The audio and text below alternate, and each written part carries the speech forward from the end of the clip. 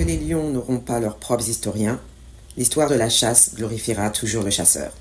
Alors aujourd'hui, on va parler du statut de la femme dans l'islam.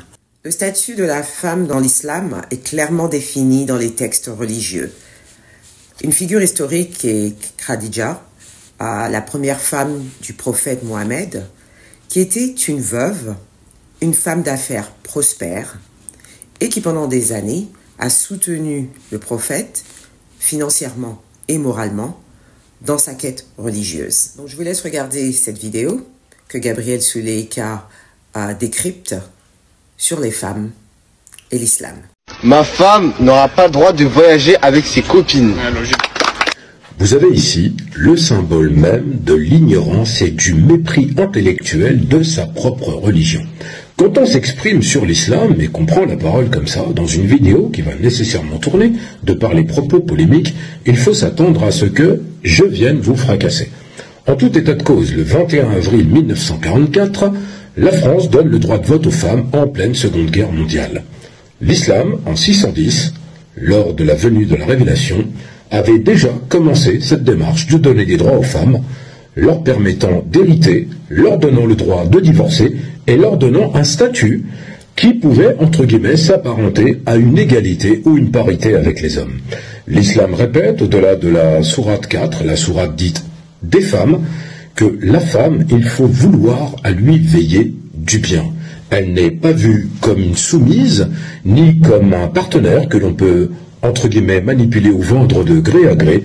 Elle est plutôt un pilier, la reine de la maison, et surtout, elle incarne une figure importante qu'il faut considérer.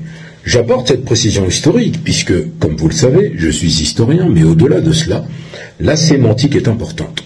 Ces jeunes hommes qui sont habillés en survêtements américains, avec un accoutrement qui ferait penser qu'on peut se demander comment ils peuvent trouver un emploi, victimes eux-mêmes sans le savoir de la ghettoisation sociale, ayant sans doute trop écouté Joule, ont perdu le sens et la raison. À la question « Ma femme peut-elle voyager avec ses copines ?» ce jeune homme nous dit que non, avec une posture totalement affirmative, et les autres qui applaudissent. La réponse est claire. La Mecque a permis aux femmes, il y a peu de temps certes, de pouvoir venir se rendre en pèlerinage sans être accompagnées d'un tuteur, ce qui en soi a provoqué une révolution culturelle et sociale.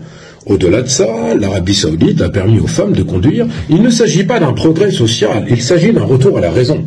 Puisque je rappelle que quand le prophète en 610 reçoit la révélation dans la grotte du Mouaïra, la première personne qu'il va aller trouver, ce n'est pas Abou Bakr, son ami, ce n'est pas Ali, son gendre, son cousin, qui est encore jeune, ni Abu Talab, son oncle pour qui il a une grande affection, c'est sa femme Khadija. Cela nous dit en fait, quelque part, en termes de symbolique, que la femme est aussi bien un refuge, un rempart, un repère, qu'un véritable partenaire de vie. Est-ce à considérer qu'il faudrait interdire à sa femme de voyager avec ses copines? On n'a pas dit qu'elle devait aller à Las Vegas, jouer au casino et finir avec de la poudre de perlimpinpin dans le nez. Ce que l'on dit, c'est que la liberté commence par autrui quand elle est appliquée à soi-même. Et ce jeune homme a perdu, encore une fois, le sens des notions de la réalité. Cette religion, pratiquée par des milliards d'individus, repose sur un dogme et repose sur un socle. Et ce socle-là est composé d'hommes et de femmes. Les musulmanes ont autant de droits que les musulmans. Et ces hommes-là, ces jeunes hommes qui prennent la parole, n'ont pas conscience, en fait, que non seulement ils ne connaissent pas leur propre religion, mais ont surtout peut-être eu envie de buzzer, mais ont joué avec un sujet que je qualifierais de délicat, puisqu'il ne faut pas prendre à la légère les interventions qui peuvent être faites sur la foi des uns et des autres. Ma femme n'aura pas le droit d'avoir d'amis de garçons. Genre, c'est Logique. On continue dans l'absurdité et la bêtise du propos avec des applaudissements fournis et continus de ces jeunes victimes de la ghettoisation sociale française. Ma femme n'aura pas le droit d'avoir des amis garçons.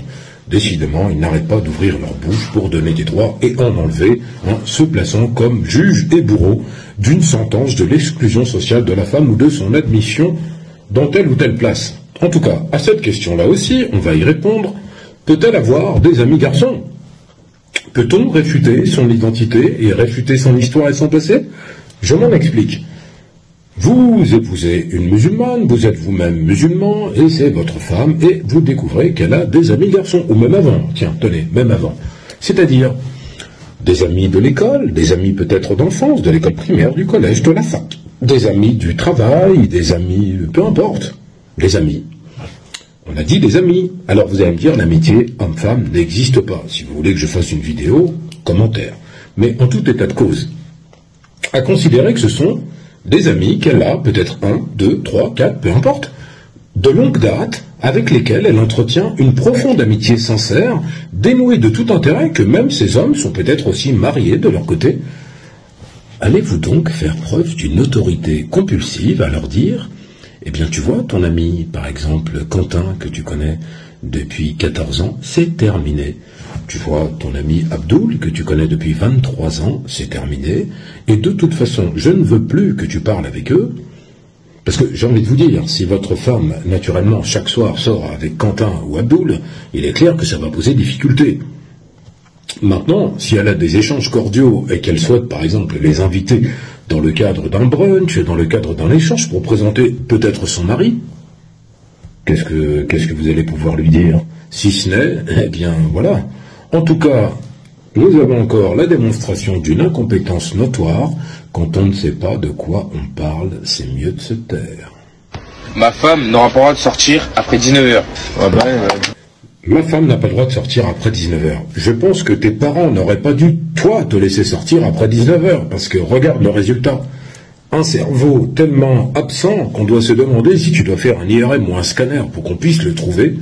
Je te conseille d'aller dans un centre commercial et peut-être de trouver au magasin Action, ou je ne sais plus comment il s'appelle, l'autre, hein, qui est un peu l'équivalent, j'ai oublié le nom, eh bien, peut-être qu'ils vendent des morceaux d'intelligence et tu pourras t'en procurer pour la modique somme de moins de 10 €, certainement. C'est ce que je me dis, puisque, très franchement, avec des propos pareils, on en perd la tête. En plus, qu'est-ce qui va se passer si elle doit aller faire les courses à 19h? Parce que comme je pense que tu n'auras pas trouvé d'emploi avec ta dégaine, eh bien c'est peut-être elle qui travaille et qui va rentrer du travail à 18h30 et après aller faire des courses jusqu'à 20h. Elle n'aura pas le droit de sortir, c'est cela. Elle veut aller voir aussi, par exemple, sa mère qui est malade, ou par exemple, aller la voir pour prendre de ses nouvelles. Elle n'aura pas le droit parce qu'il est 19h. Commentaire, s'il vous plaît. Dites-moi ce que vous en pensez, parce que j'en perds presque mes mots.